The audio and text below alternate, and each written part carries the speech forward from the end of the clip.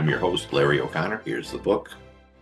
And so I'm going to take you through the first half of this section on the mind module, just so we've got a centering point and a place from which to have be on the same page, as it were, and then use this for possible discussion later. Okay. So I've got some handy notes that I made for this session, and I'm going to refer to them just a couple of times graphically by holding up pictures that are from the book. But other than that, I'll just be using this as my guide to tell you what I've read, give you my take on it for dissection and as a starting point. So the mind module itself, in the book, they say that the mind module has two primary dimensions. The first primary dimension is to take a more nuanced, complex, and accurate perspective. Okay. And the second one is regards expanding the mental framework to organize those perspectives. So what does that mean? Take a more nuanced, complex, and accurate perspective means to kind of tease apart some various things that we might have collapsed together and see if finding distinctions between things that are actually parts of a whole can add some clarity. Okay. And by doing that, we're expanding the mental framework to organize those perspectives, in the sense that the way I see it, these are new tools. There are scaffolding, essentially, to hang our experiences of reality on, so that we can get our own big picture of what's going on in general. Okay. And here comes Ed. Okay.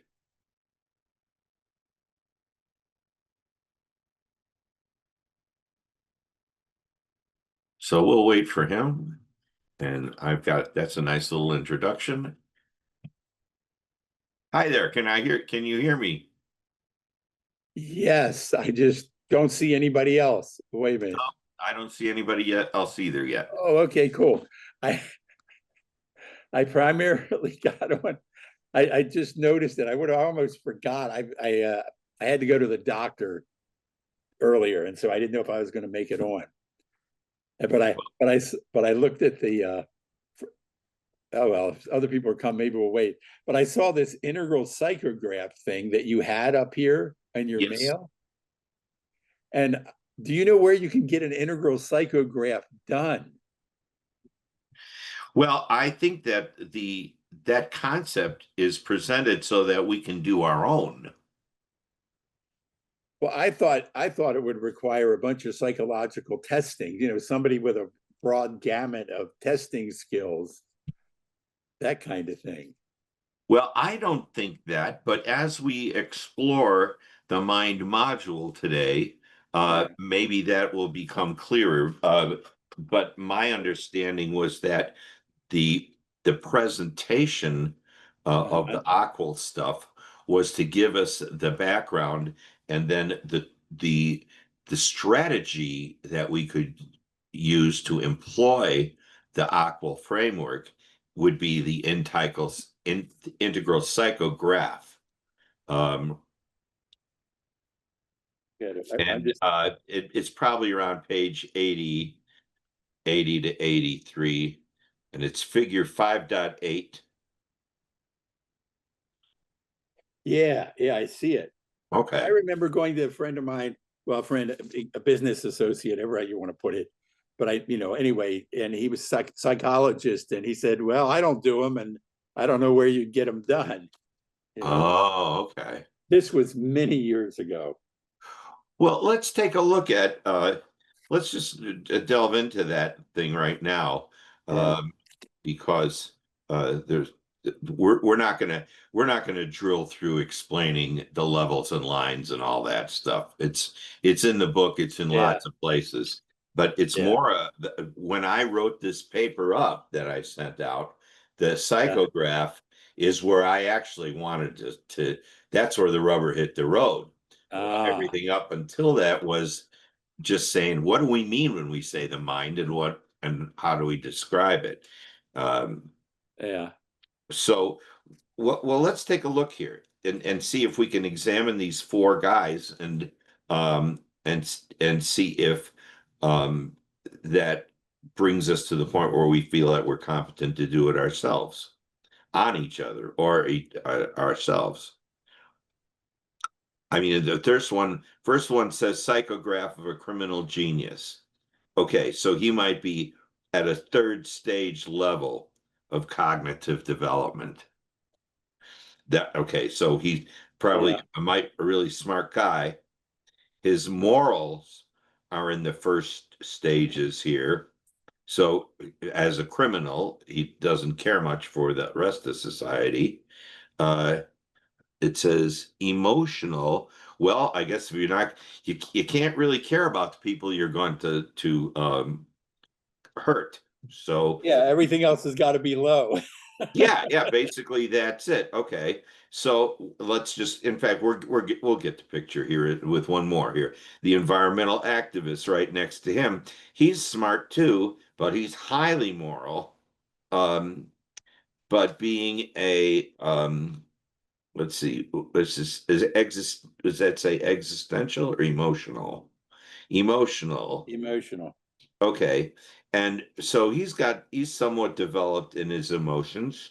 Um, they might not be to the point where he can accept the opinions and the worldviews of people who don't share an environmental activist approach. So he's still in second stage there.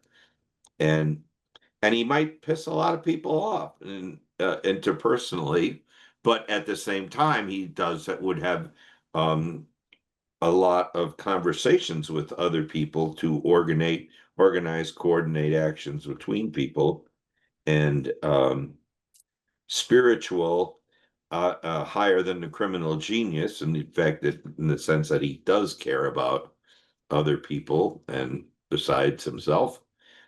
So if we were to ask ourselves, how do I fit on cognitive, moral, emotional, interpersonal, and spiritual levels? I think that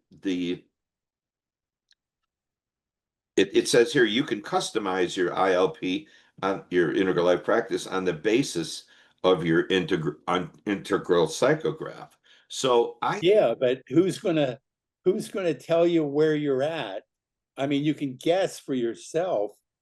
I mean, I think I'm pretty moral guy, so I'll put that up a little bit. I don't commit a lot of crimes, so I don't have to worry about that. And but you're only guessworking it. Where I see it is one where you would get tested, like taking Cindy Wigglesworth has that thing on spirituality, on where spiritual. where you would take that and that would give you an idea where you are on the spiritual line. Oh And yeah. then you go and you got your cognitive line.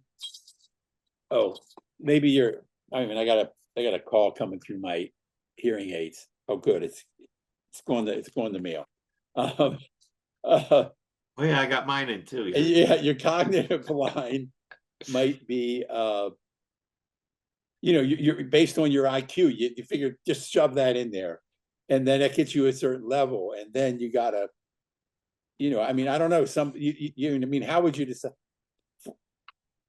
You know, I, Well, the point is how accurate do you have to be, and what's this thing for? right. And so what I say it's for, have my impression from the book is that what it's for is an example, so we can begin to see ourselves in a certain way, not to be categorized as, for example, criminal genius, conservative politician, the way a Myers-Briggs Oh, test. I agree with that. I Okay. agree with what you're saying, that part. But where I'm at, where I see this is you go out and you get, I mean, I was like this is probably 20 or more years ago, where I still had, a reasonable, you know, a lot of life left, to live. Now I'm 73. It's not that big a deal anymore. But then it might have pointed me in a different direction when I was at an age where I could change, where perhaps it would say, it all lines up and you know where you're at on these lines. And maybe there was some way they could suggest from that. Maybe if you were doing something else, you'd be happier, or you could really fit into this other thing. Sort of as it's kind of weird because maybe I was thinking wrong, because if you were at an age where you were interested in that kind of thing, you might already be beyond, where you can go back and do it. I mean, but hell, I could have gone back to school at 50, 52, 53 for a couple years.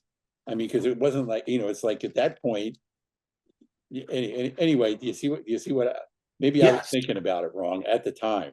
Well, I think you're bringing up an important point. I'm 72. So do after 70, do we have to care? Are we going to settle into well, I'm old now and I don't need to learn anything else. And if I do have to learn anything, I'm not going to do it because I say I'm old and I can't learn new tricks. Well, that's what I'm trying to avoid. I'm trying to get my vitality back and my curiosity that I seem to have to some degree lost over the course of my working life as a lawyer. Okay. And so I'm looking for something to do.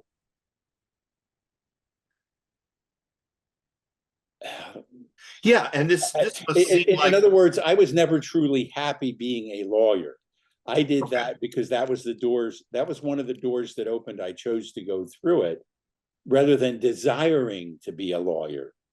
And so I was thinking at the time, maybe there's something else I should go and be. Well, now I'm past being a lawyer. Pretty much, I'm still got my hand in, but I'm not. I'm not all in on it anymore.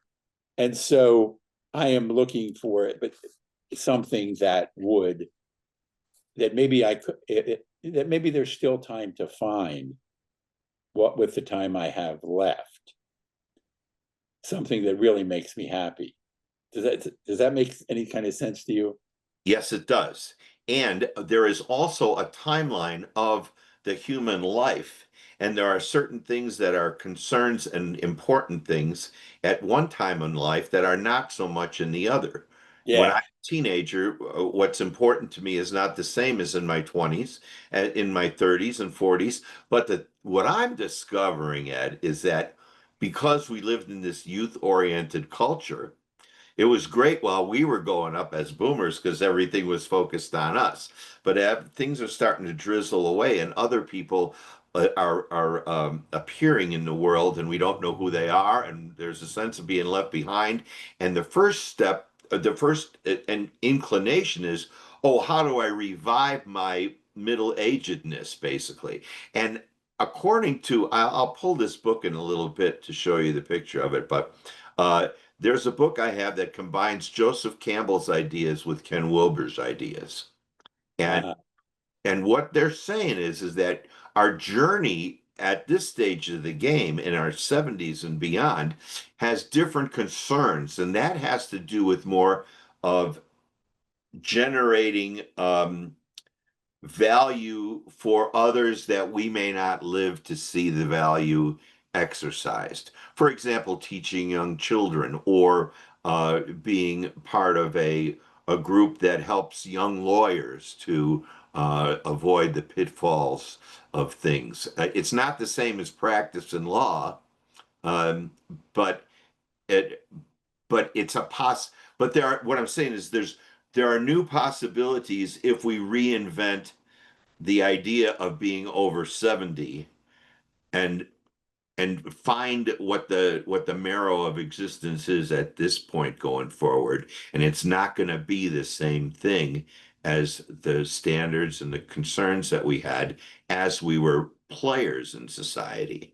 I feel the same way about music and performing the way you do about lawyering. Okay. I'm only playing at senior communities for people who are a lot older than me and don't know the Beatles songs yet, you know? So I'm hoping to get to the point where if I could actually play the music of my own age before I'm just a customer there and some other kid is trying to figure it out. And I might want to start teaching those people how to do it so that I'm not plagued by um, rappers singing Yeah. songs at me when I'm sitting in a wheelchair. It's what could I, or what, yeah, what can I teach to other, what's my legacy? That's the thing. They talk about legacy becomes a concern after 70. And I think you and I we're too young yet to care about that. We're still in that. I want one more punch. And Well, we can have one more punch, but in the context of what? yeah, well, as far Maybe as we need it. legacy, What it's about either done or 70-year-old it's not. psychographs? I'm sorry, I jumped you. What? It's okay. If I was jumping in, if it's legacy, as far as I'm concerned, my legacy's out there or it's not already. No, Oh, I mean, as a lawyer, I mean, my uh, it's sort of like I have a couple friends who have retired completely, but they still can't let go of it. So I don't know how to, so to speak, because they're looking for something to do too. And when I decide to throw in the towel, I'm done. I'm just going to be done. I mean, if somebody called me and another lawyer is still practicing and he asked me a question, sure, I'll answer it. But I'm done with the law. I'm more along, instead of the legacy, I'm more floating down the spiritual path and working hard on that and working on my own head to uh, see if I can maybe bump up another stage before I die. You know? that's I follow you. That's kind Yeah. of where I'm headed too. Yeah. I had a whole recording studio in this apartment before but when I started studying integral, that people Yeah. would look at the back of my screen and say, "Do you live inside of a guitar center warehouse or something?" I had all these instruments. Yeah. I got rid of everything. I decided my new life is I'm learning integral. And I don't know what my role in that's going to be. I don't know if I can have a role other than an aficionado at this point, but you never know. Between 70 and 80, I know how I can learn and I'm getting better at learning. And there's Yeah. AI to help now. There's all kinds of ways if we were good question askers, I think we can address this exact question that you're talking about because I care about that question too. What's next? What do we do now? What's worth doing after 70? Yeah, and I'm sure you've probably read where these some of these people say or have written that you can't really be as effective in the world as you could be if you haven't woken up. And I with uh, that. of course, I first read that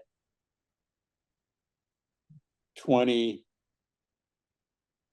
I got into Ken Wilber in probably around 2003, 2002 or 2003, and that's the first time I read that. And I've been, to some degree or another, trying to working on this waking up thing. Haven't had it happen. Haven't had a satori or any of that kind of thing. Of course, I wasn't until recently meditating as much as I did at first. At first, I was meditating 2 hours a day, and I'm trying to get back to that now, and I'm doing different things, and and I have the time, but I don't have. But Larry, I tell you, it's like I'm looking for, like I said, that vitality, that motivation. You seem to still have the motivation and the vitality. I don't know where mine went. It's like they used to say, "My get up and go, got up and went." And although anyway, we're off topic, sort of. Well, 12 years ago, I was sitting in a bar going, maybe this is as good as it gets. And Oh, maybe if God. I get cirrhosis of the liver, that won't be so bad, or maybe I'll get hit by a car. But there doesn't seem to be much of anything that I can do much less do now, and it's just going to be more of the same, and that's that. And then I thought, well, then do I want to drink myself to death slowly, or do I want to do whatever the hell I want? And I knew I wanted my everything was about the mind to me, and all of my music was just always in service of trying to figure out what was going on. And so I learned how to not drink alcohol, and then in the process of that, things opened up, as people in AA will say. Yeah. So my I and then I had to start from ground zero and kind of and get that enthusiasm back from a state of negativity and resentment, irritability, uh, depression, all that stuff. So yeah, I'm a rocket ship now, and I started at ground zero. You remind me of, that reminds me of something Adyashanti said. I was at this thing he did in Portland. Only time I, wait a minute, maybe I did see him twice in person.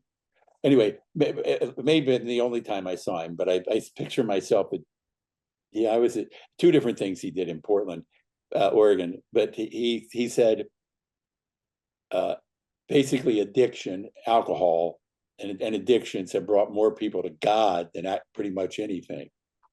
Uh, and but shoot, I don't know where that came though. I don't know where that came from. Well, Stanislav Grof's wife, Christina Grof, wrote a book about the search for wholeness, and it was all about her struggle with alcoholism.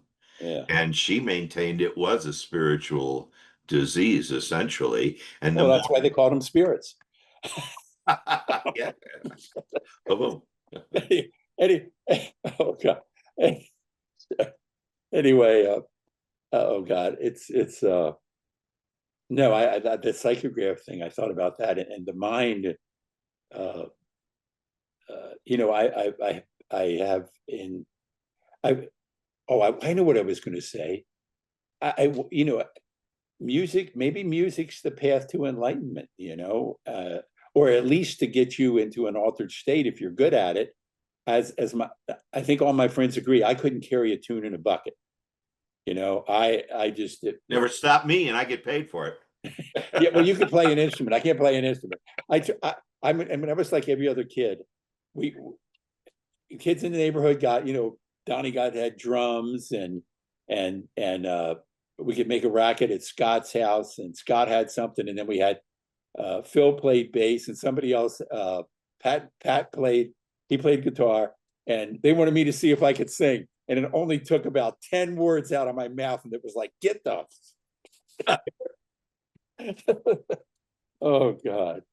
But yeah, none of us ever got anywhere, I don't think. Although I don't know what happened. Phil might have got somewhere playing bass, but I don't know. But but I see music as sound as a way to enlightenment. I mean, I've even read somewhere I've seen and read where using sound, it's like paying attention to the breath, but it's sound instead. And if you think about it, if your concentration's good enough, you can get, as I see what happens is you become so totally absorbed in it to the exclusion of other things that, I think you break through somehow. But I tell you, I ain't been able to do it.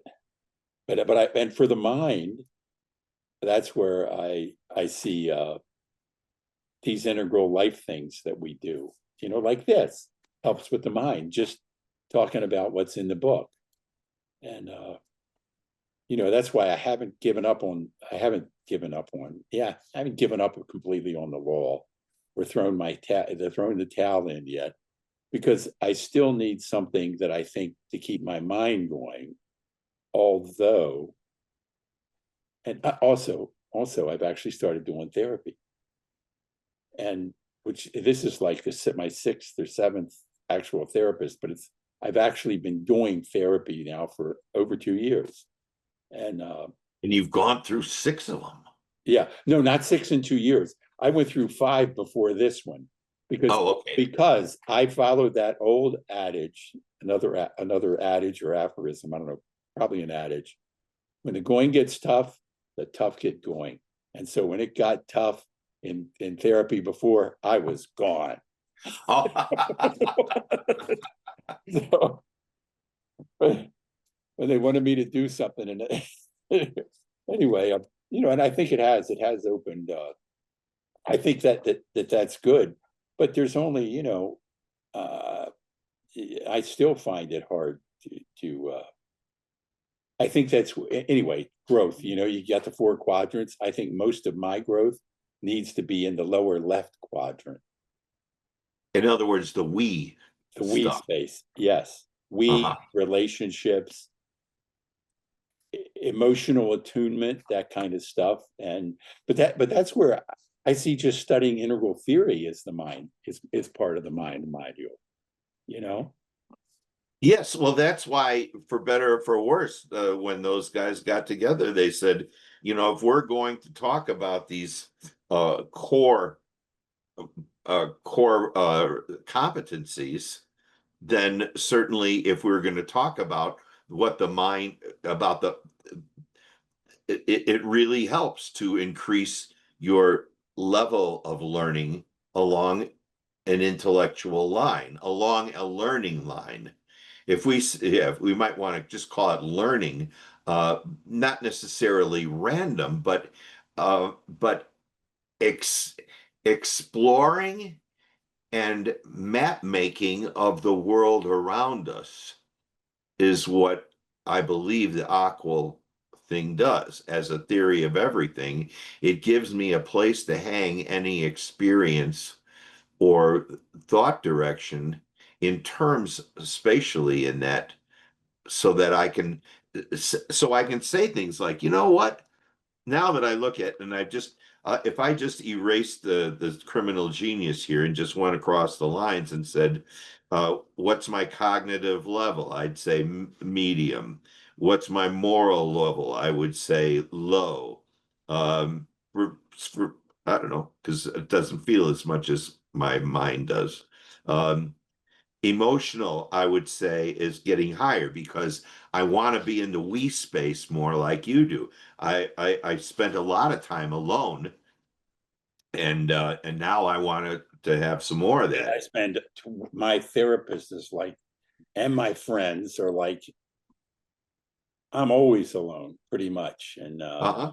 and it's,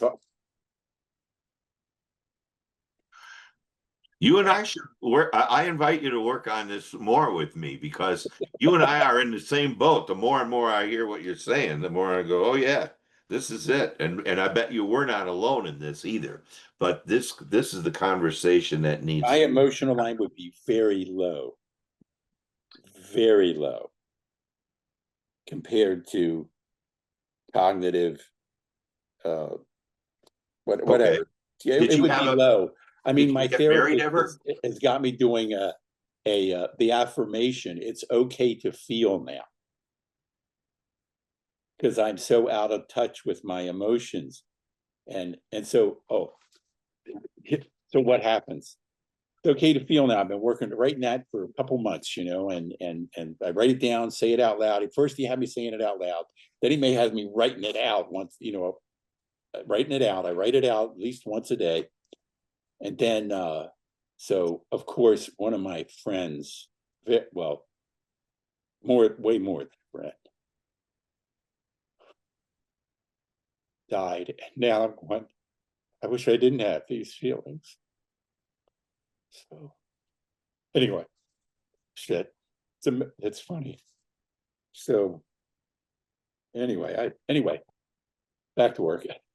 Yeah, well, actually, this is the work. Right now, when you're feeling that, Yeah, that's the work. The work, and what I hear you saying, and what I see you doing is having experiences, having these feelings, and also having the habit of having to push it away. Okay, yeah. that feeling of that masculine guy that's going to tough it out and go, it's not that bad, Shoot, you know. I'm telling you, it's I have. had more trouble the past 3 days than I had when both my parents died. They both died of cancer, and it was a slow, painful death. Oh, And I had way less trouble than I have right now. I mean, and I'm just, maybe I'm realizing part of it is that I have opened up the feelings, and they're just kind of flooding in. But I don't know. It's a anyway. yeah. Well, It's, of course, we wouldn't know if we haven't been feeling all of our yeah, lives, or pushing it down, more like having a right. feeling and then pushing it down. And now, as in therapy, I'm in therapy 2 years now too. Uh, and I haven't, it was pretty scattered, but I got in this time around just because the health insurance company offered it. And Oh my shoot, sister, I didn't put it. I could get it through whatever my insurance and Medicare. I mean, you could probably get it through Medicare and insurance. I could I get it, do. but I haven't done that, and I see the guy every week by via Zoom, and it's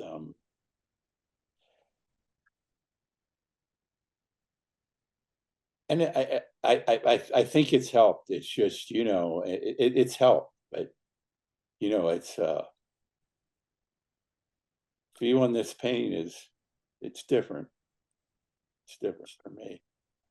But maybe, I guess, it's what it's not it's not what I need. I'm not gonna say any of that. It is what is happening, and I want to accept it and let it flow. Go where it leads me, and experience it. Yeah, there's people who say that's okay for people who need it. Yeah, Well, I don't care if they what they want to call me about it. I'm saying I'm someone who wants it. I want the effect of the work I'm putting into it to come yeah, to fruition, and it certainly has. And my therapist said, Larry, I wish my people could have the progress that you're having. yeah, But I'm also doing this stuff and the yeah, 3-2-1 process, and learning that from the shadow module. And yeah, uh I'm doing these, I'm taking the Ken Wilber course right now, where he's going through his new book, Finding Radical Wholeness. And yeah. these I started the full spectrum mindfulness one of his. uh-huh. I never finished it. I mean, but I used to, they used to, the prime example of a person with ADHD was the queen of unfinished projects. That was woman, and that's what her friends called her. And I think I'm the king of unfinished projects. And the internet, I'm beginning to think I got to get away from it because it doesn't help. It's such an easy distraction, and it sucks you in with those little dopamine hits. It's Do so you have Facebook? oh yeah, I got Facebook, Instagram. Uh, I go to what I got. I go to Facebook and watch the South Park clips. Oh God! But then I realized, holy shit! What am I getting out of that? It is just a distraction from from doing the work, like this book, the mind thing, and I have. I see. I don't know if you see it. I have my book all tabbed, and Oh yeah. Oh, when I you just first took pulled that all out, it these blew out me of it, all away. these bookmarks out of it, and it's highlighted. But now I'm getting ready. I've decided this death of my friend has another bookmark. Uh, uh, I decided I'm. She was one of the last things that tied me to where I live. So I'm probably going to. I even started. I'm starting to pack stuff up because as soon as I get over some health shit I got to deal with, which I'm hoping will be by the end of February. Uh, I'm going to pack up and sell everything, and then move back home, back east where my family is, And that is where? In Baltimore. Baltimore. Oh, Yeah, yeah, down on the bay, and I just so I'm shedding. I decided I'm shedding a bunch of this stuff, but you know, Larry, we're off. I'm sorry, I'm off topic here. I beg to differ. I think this is right on the top. This is what we're talking about is what this is for. Yeah, You yeah, know, and yeah. when you speak, I mean, I'm I'm resonating with it as well. This so please we'll just keep going in here Yeah. and Well, you're I mean, I've had two of my four college buddies die in the last 2 years. oh God. Right. So, and those two guys were both my roommates when we got out of college. We were 22 years old and we got into the cool neighborhood down in Lincoln Park in Chicago. And we Yeah, got ourselves an apartment and it was 3 bedrooms and we had our adventures as single guys. And I was a musician. The other guy was a salesman, a tennis pro, and one guy uh, was a landscaping architect for the city of Chicago. So yeah, we had the right stuff and we yeah. were in the right neighborhood and we had all kinds. I mean, uh, and now those guys, they're gone. You know, they had their wives, they had their babies, and re, they didn't. Oh, the other guy didn't even. One of them didn't even get a chance to retire. You know, he Yeah, was working until he was 70 because he owed, you know, yeah. he had real estate bills, you know, that thing where you're selling the one house, That's no honest buying the man other could house. pay. And I say, okay, well, now I'm living it. And my mother's 93 and she's up and around. Yeah. And I just played a birthday party for a lady who was 107. So we might be around a while. And so I'm acting as if I'm going to be mobile by 80. And that means the exercise and stuff has to start counting as obligation. Well, you One. were you at the, yeah, that was the ILIA thing. Wait a minute. Is that ILA? Yeah, that was the ILIA thing ILEA is how they in officially Boulder. pronounce it. That was the And thing in Boulder. You were there. I yes, know. Well, you know Judy Smith, right? I don't know people necessarily by their names, but I recognize them if I saw them. She's 85. She's the woman who at the fell when she was Uh-huh. dancing, and she had a broken hip. I mean, she's still getting around. I mean, she's she's amazing. And anyway, at 85 and still into life, still so into life. But you know, you were just talking about your you know, having, and it's apparent you kept in touch with them all these years. I was the kind of I am, well, I'm going to say I was. Maybe I'm not anymore. I don't think, but I was the kind of person when I left, I was gone, and everything that I left behind. You know, I didn't keep in touch with basically anybody that I went to high school with that were friends in high school. I didn't have, you know, it just, there was never close to me. Same thing in college. I didn't keep in touch with anybody from college after I left college, and I came out west, and uh, you know, I was not, you know, it was just the way I was. I didn't, you know, like I said, I didn't have feelings or whatever. I was so wrapped up inside my head, you know, inside with by my fears and shit, you know, and uh, Did you get married? Have babies? I got married. My wife already had 2 kids. Uh, we I we you know I can't say I helped raise them, but I stayed out of their way, the kids' way. We didn't have any children between us, uh, and then we got divorced. We drifted apart, you know, and it was a prime example of you either grow together or you grow apart. And we grew apart, and we got divorced, and she was so bent out of shape afterwards, and which a friend of mine told me, well, you should have seen that coming because of the weight, you know. Anyway, long story, but it was, you know, it was my fault. It was her fault. We drifted apart. We got divorced, and the kids. She told the kids she never wanted them to speak to me, and they haven't. They haven't had anything to do with me since, uh, and that kind of thing. And so And how long ago was that? This was 22 years ago. So that's enough time off. They might want to talk to you now. Well, I don't know. They haven't tried to communicate with me. And year or two ago, I went through. I used to take a lot of photographs, and then I had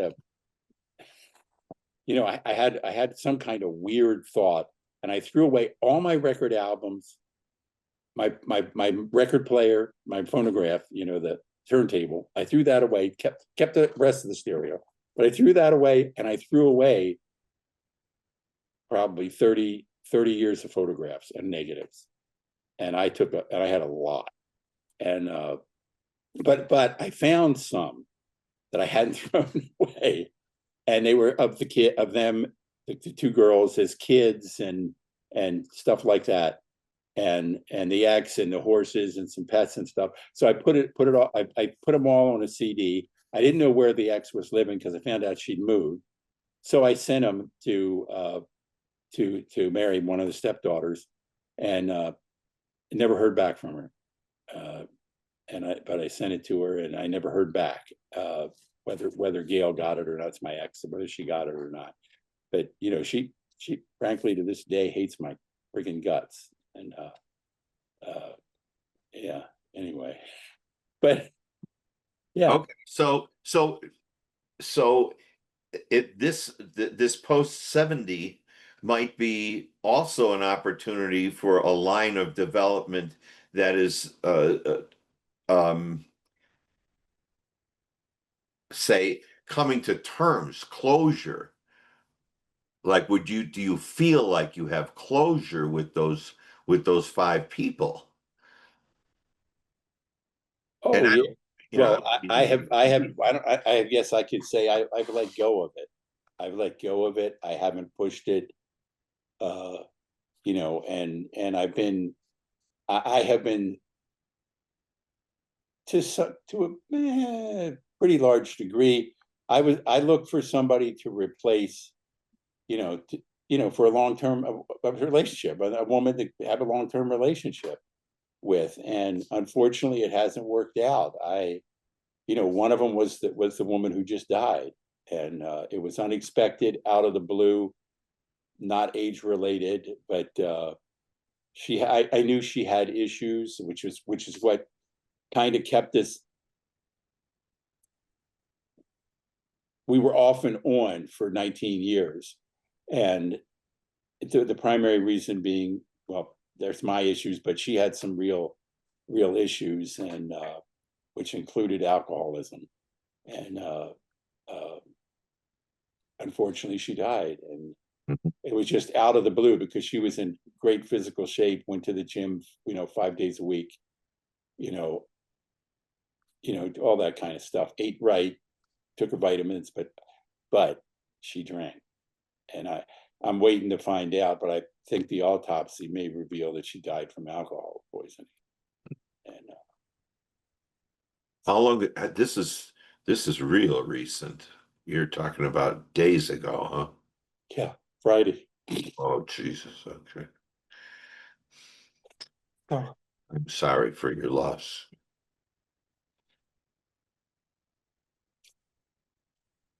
it's hard. Yeah. I believe this stuff Yeah. will help us in the rest of our lives.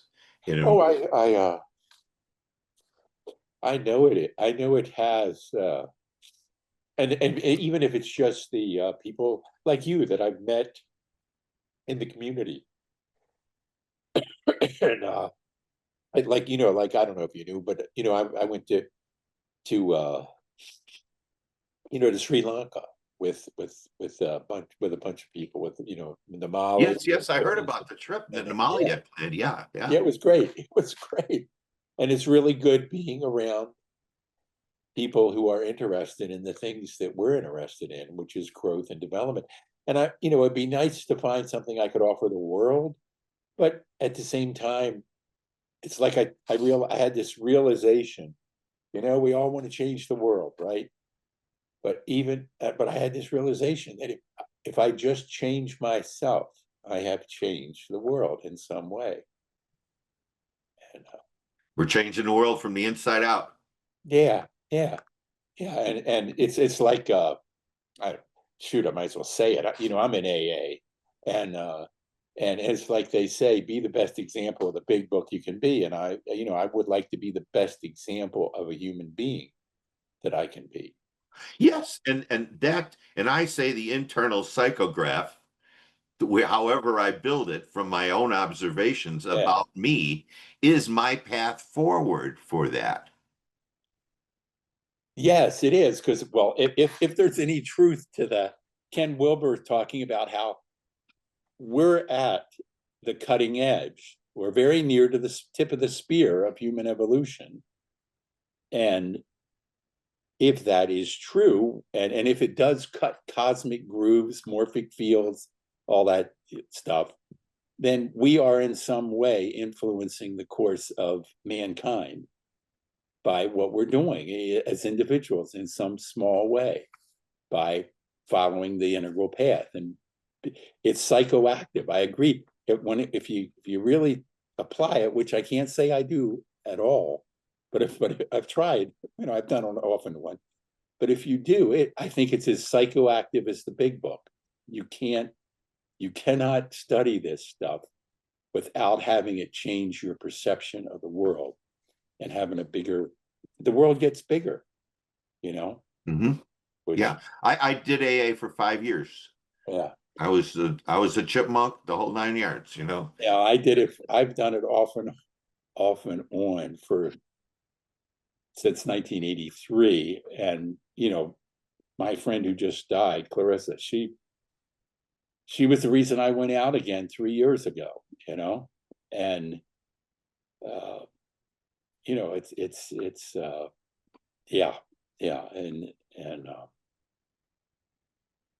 but I got back in, which is good because it would kill me, and I think I'm finally done because you know how you get reason after reason to stop.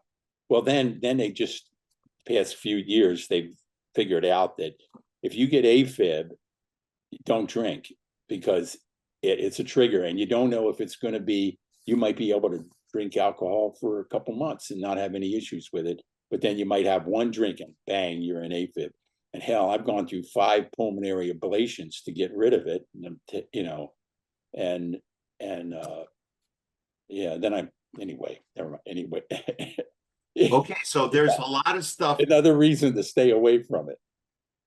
Yeah, Yeah, and it's easier to stay away when you're in a group. I mean, yeah, the 90 meetings in 90 days. yeah, I believe in retrospect that the reason they tell people to do that is because you are exposed to all these stories that result in this cumulative picture of alcoholism that is human being based. And yeah, so I see all these people around me and myself doing the same things, having similar experiences. And I come to know how that addiction dance works inside me. And so my choice to say I don't want to drink anymore, I'd sure love a Chardonnay right now if it's a good one. All right. And I don't care if I ever have another beer, but I miss the good wines. oh But God, I got pushed into a treatment program and got in a little bit of trouble with the bar, and uh, so I'm in there with Walt Bird. He's gone now, and he wouldn't care if I use his name. He was the treatment provider. I was in a 2-year program, and Walt said, you know, well, you know, if he had to go, if he had to choose a way to go, it'd be on the beach in Hawaii with a martini in one hand and intravenous Demerol on the other arm. well, He had written scripts for himself when you could do that easily all over Oregon to himself, and they caught him, and he actually got put in a 2-year inpatient program in Georgia because, you know, being a doctor and all that kind of stuff. And anyway, yeah, it gets back to this is a spirit. There's something missing that alcohol tries to fill but can't do. yeah, Heroin's the same thing. All these different addictive or behaviors. Um, uh, so. Yeah. I'm excited now about my life. And as soon as I realized how much I cared about my intellectual life, Yeah. and I was rewarded by being exposed to Integral. And prior to that, I was kind of dancing around it, but I didn't quite get it that it was the big picture for me. It was kind of out there amongst other things like pagan ritual or, whatever. Drumming.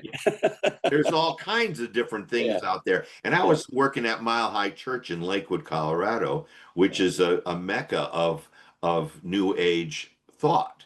Uh, Uh, and it is called New Thought, technically.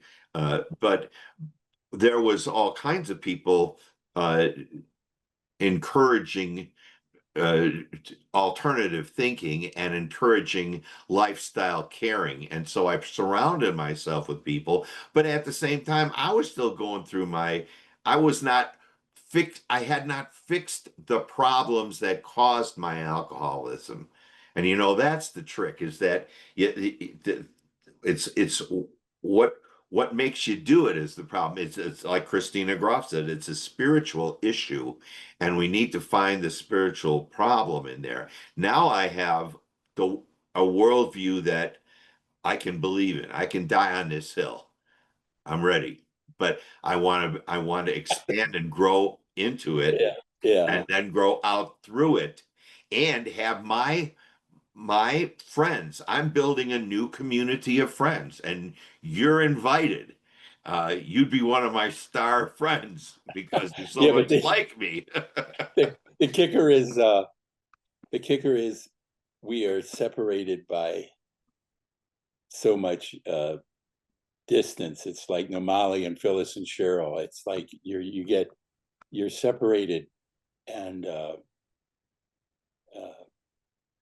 Well, so yeah. far, twice a year to see somebody in person, or once a year, or in my case, like when we go to Yeah. Boulder Library or something, then I get Yeah. to see some people more often. But these kinds of conversations are quality, powerful conversations. You could sit in person with six other guys drinking beers and watching a ball game for 10 years and never get what we get out of one of these things. Yeah. I agree with you. I think I don't know if you watch Keith Witt and Corey, Sure. but I remember him saying when people that are where we are get together, it is a growth thing, and it's yeah. I am anyway. It's crazy, but I really feel I one of the things I have committed myself to, and I hope I can follow through with it, is that her death, the way I can honor her life is to be a better person and work harder.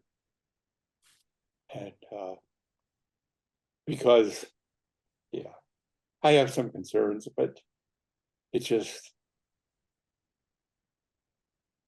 it's an incentive. And I think it can give me more purpose to my life, even if it's just to be as aware and connected and open as I can be. And I just need to get over little self-esteem, self-confidence issues, which in order to be that uh, person. And It's uh, an inside job, and the yeah, only it's way an inside out is job, and through. Integral helps.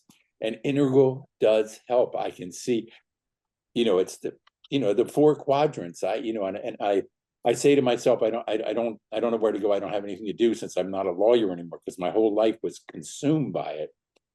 It really, or I let it be consumed by it. So, you got to go thinking about what are you going to do. And I thought if I was going to stay here, I'd join a bridge club. It would be a way to have some more sense of community, because I used to like to play bridge, and I certainly am trying new things. I'm trying. I got I got eye awake. I got muse. I now have Zendo meditation, and Wow. and Of course, I don't know. Go for it, man. Build that new life. That's what I'm doing. Yeah, but I'm Same a goal. spiritual hardhead. But and this book, I finally got it on digital, so I'm down. I've decided I've been downsizing slowly. Getting rid of things. I'm trying to lighten. Like you got rid of your guitars and stuff. I'm lightening up. I got rid of a couple hundred books, and then now I'm down to maybe 20, and I'm going to probably pare that down, and I may only keep a couple. No, anyway, I may only keep a few actual hardbound books because it's like this. I've got it in digital now, and uh, I'm going to get rid of some more antiques that I picked up along the road, and when I move, I've even thought, Larry, it's great. You love this. I thought, if I move, instead of instead of taking these electric desks that I've got to go up and down, I got a couple of them. Cool. I may just sell them and get a couple sawhorses and a piece of plywood and cut it in half. Because it's simple. Yes, and what I have the modern version of that from Musician Land. An IKEA table that is it's you can't see it from here, but it looks like this kind of color. Okay, so I've got a table. It's 3 feet deep by 5 feet long. Okay. Okay, it's like a block. And then you can get these things there for heavy keyboards when you've got an 88 key heavy monster piano keyboard with weighted keys, and you want to set it on something. You can't put it on these flimsy dining the what we call ironing boards. They'll collapse. So they have these things, and it's legs that it comes out like this, and then these legs fly out into, there's a V here and a V here, and you can adjust it to how much weight, you could have it come out this much, and then you can have it come, go longer and softer, shorter. And the point of it is that when I move, I take that 5-foot table and it collapses. And the legs collapse too, and there's a handle for them because they're made for traveling. So I might be moving in 2 weeks. So just to a different apartment. But I'm telling myself more and more now, yeah, getting rid of stuff is a great way to make room for what's coming up. Coming down the pipe. I don't know if I think about it for what's coming up, but it's kind of like you I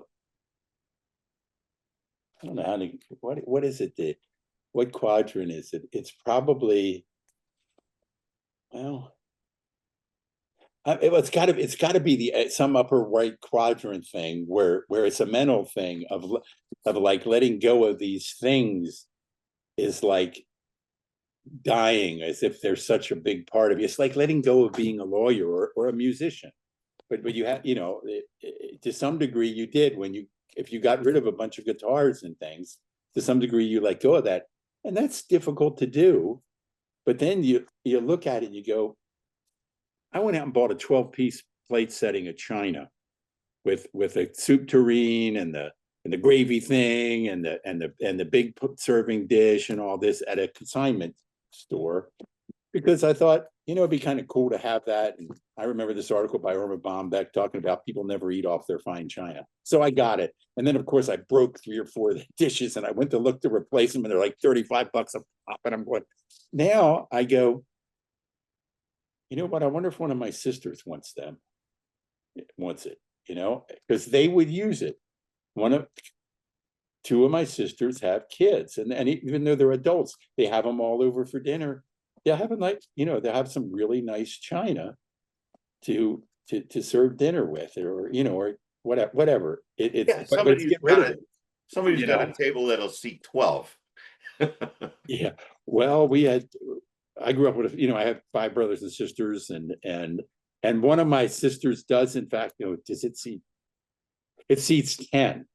She has a table that seats 10, but we'll get together. We have an annual Christmas thing, which I did not attend for many years. Another story from a reason for that. But anyway, but we get together like the week before Christmas, the Saturday. We'll get together, and there's been between 35 and 60 of us that get together.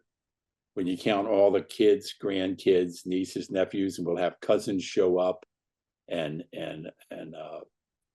it's a lot of people. And hey, she might drag out the fine china and see who gets to break it. Anyways, well, in any case, yeah, it's what you can decide what's important for you going forward. Yeah. And like I say, to me, I just wrote a letter yesterday. I said, I've got all these costumes. Between being a big fan of Mardi Gras in Louisiana, I also put on a lot of shows. I became different characters. I was Johnny Cash. I got a Johnny Cash outfit. I got I've got outfits for these guys. Yeah. But I'm not. I don't look young enough to act like those guys anymore. I can't pull it off. I don't have the right body for being in these costumes anymore. Yeah. So I've got to let them go, and they're fun for a while. But what will happen with that space when I get rid of that box of stuff? And what if I can find 5 more boxes of stuff like that? And what if I can wipe off a hard drive or 2 of saved shit from 10 years ago? Because that's the hidden time waste. Oh God, no. Here's the big one. Here's the big one. Or at least I have a story about this. Oh God, what was her name? I have to. Okay, well, we're at an hour right now. Okay, Just running the recorder. So okay. Oh God, you recorded it. It's okay. It's okay. I didn't say anything. Your humanity, if you're brave enough to let your humanity shine through, I guarantee you this will be an inspiration to people if anybody sees it. Real quick, I can see her face, but I cannot remember her name. But she went and sold everything. I mean, literally everything she had, and she was like 35.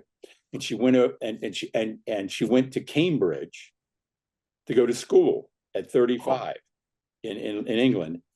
And she came back. She was in AA. We're at an AA meeting, and she goes, "It was the most freeing thing in my life when I finally let go of everything that I had, except for some clothes that I took with me." She said, "I never felt so free until she did that." And and that's why I looked around. It's that old. Never mind. Anyway, Larry, yeah, I think Integral will keep, if I can get into it enough, it will help me a lot.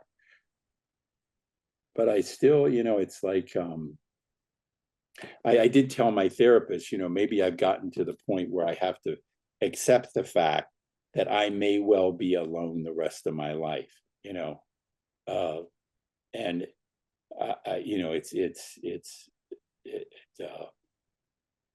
and I'm going to be okay with it. 65-year-old hippie girls you think are out there that would just love to have a man who is in touch with himself.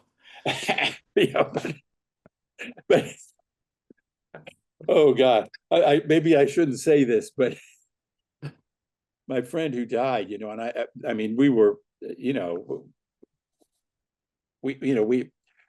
she was only 50. She was 50. She just turned 50 in June. And we had broken up mainly over her continued alcohol use, because she was Dr. Jekyll and Mr. Hyde, but we were still seeing each other. I refused. You're going to believe this, but I refused to have sex with her because, I didn't want to get caught up again, because I knew she could lead me down that path. And the thing is, but the one thing I didn't do, which is where her death is laying a guilt trip on me, it is that I didn't tell her how I still felt about her, and I didn't let her know. And I think it's beginning to look like she had she was feeling, like she didn't have anything to live for. She, and I saw her 2 weeks before she died, and she did some things that when I look back, and now I should have seen that something was up, and I should have said something, or I could have said something. And and I thought about it, and I thought about calling her the next week, up until, in fact, I even thought about calling her the day before she died, and you know, and telling her, saying, when are we going to get together again, something like that, for lunch. And I didn't do it. I talked myself out of it. And it was kind of like, sometimes I think that was the universe trying to tell me to call her, because she had issues, and and she didn't, and she may have killed herself. She may have drank herself to death. And that's not, and I don't see myself as being the cause of that. No, I she see didn't kill. myself as, She it didn't was die because possible. you didn't call. Yeah, it's possible that I could have, it might not have happened when it did. It might not have happened Friday if I had called her and told her, let's go do something or other, which is what I thought about, because I was sitting around doing nothing. I mean, I meditate and stuff like that, but it's crazy, Larry. So that's one thing I learned. I'm going to honor her life by, if I have those kind of feelings, then I'm going to do it. I'm going to pick up the phone and call people, and I'm, yeah. Make the connections. Yeah. But God. Anyway, thanks for Nice, listening to me. nice job. Nice job for both of us to really bring this stuff into focus for what it really means in both our lives, and this might inspire somebody. Is We're talking about knowing a lot of 50-year-old people in our lives, and it blows me away the shit that they worry about. Yeah. Yeah. Oh, is that one of those bell things behind you, a Tibetan bell thing? Yeah. All right. I can't remember what it's called. This top thing is called a Vajra, and usually the bottom part looks just like the top part, but they put a bell on the bottom instead. Oh, So you usually see them there like that, and then yes, yeah, yes. I saw it. okay. I thought, oh, yeah, he's into Tibetan Buddhism too. The bell may get cut off from ringing because it. But anyways, Feedbacks. can you hear that? No, See, it's cutting it off because the vibration is too strong, and the microphone clips it off. oh God, that's cool. Well, Something to okay. learn when you're doing, because people love bells and bowls and all that stuff. Yeah. So, all right, let's wrap this up here. Thanks, Larry. Thank you for sharing all of this. And we are going to be, if anybody ever watches this, I'm sure they'll go, wow, you guys really were an inspiration for me getting in touch with my own stuff. And Yeah. it's going to be powerful. So, Hopefully and in the grow. meantime, you and I, we know who we are together on this. So All right. Thanks, feel free Larry. to share. And closing out, see you later. And ILEA for today is complete. Thank you. Bye bye. Thanks, Larry. I'm going to leave. Okay, I me too. Bye bye.